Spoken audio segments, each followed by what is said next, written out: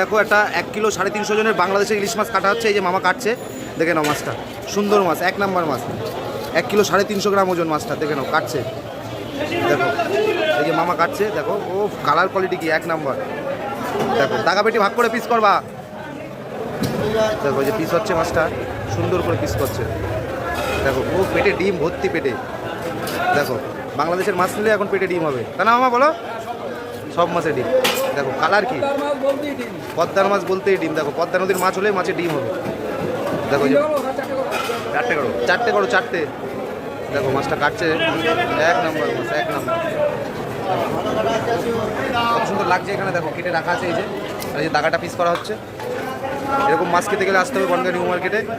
দেখে নাও এই যে মামার দোকানে। দেখো টিয়া পাখি, টিয়া পাখি। দেখো মাথাটা কাটা হচ্ছে।